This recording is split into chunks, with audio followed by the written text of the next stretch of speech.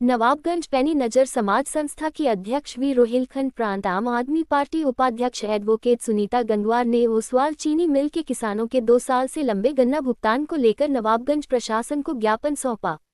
सुनीता गंगवार के साथ सैकड़ों की संख्या में आए किसानों ने बताया, लगातार वे अपनी बात जनप्रतिनिधियों व प्रशासन से कहते आ रहे हैं, लेकिन किसी को कोई फर्क नहीं पड़ा। तब उन्होंने संस्था से संपर्क साधा और कहा, ये लड़ाई हमें लड़नी होगी। सुनीता गंगवार ने कहा, किसानों को लगातार गन्ना भुगतान के नाम पर ठगा जा रहा है। यहाँ तक कि चीनी मिल कुर्क कर दी गई, लेकिन किसानों का पैसा नहीं दिया गया।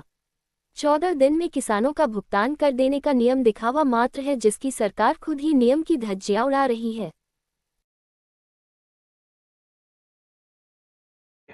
तो मैं आज संस्था की तरफ से एक ज्ञापन दिया गया है। क्या वो ज्ञापन और क्या मांगे हैं?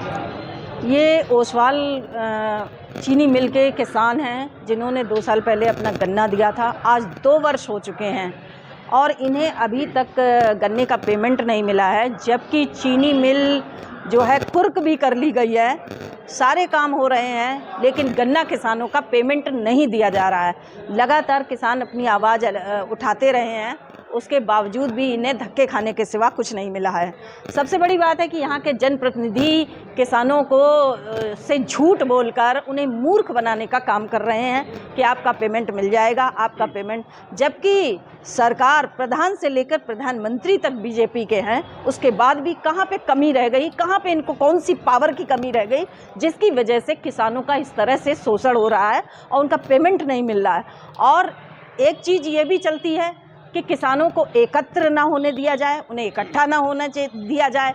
ये भी एक मुहिम गांव-गांव चलती रहती है और किसानों की आवाज़ को किस तरह से दबाया जाए, कुचला जाए और उन्हें निराश किया जाए। उन्हें डराया भी जाता है कि जाओगे अपना पेमेंट लेने तो कहीं लाठी ना खानी पड़े पुलिस की, मुकदमे ना लिख जाए।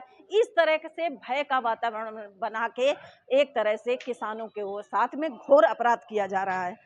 तो आज संस्था की तरफ से ये मांग उठाई गई है किसानों के साथ में कि इनका पेमेंट 10 दिन का समय दिया है कि 10 दिन के अंदर इनका पेमेंट किया जाए, अन्यथा मजबूर होकर ये किसान तहसील में धरने पर बैठने पर मजबूर होंगे और तब तक बैठेंगे जब तक इनका पेमेंट नहीं मिल जाता है।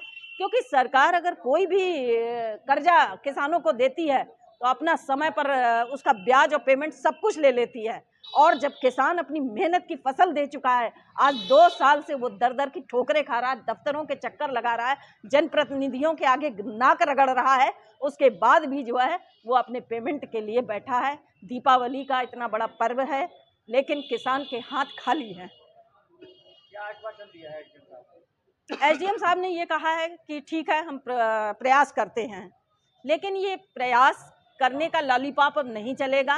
किसान उठ के मजबूर होकर खड़ा हो चुका है और ये अब तहसील में इस चीज़ को लेकर एक महा आंदोलन होगा।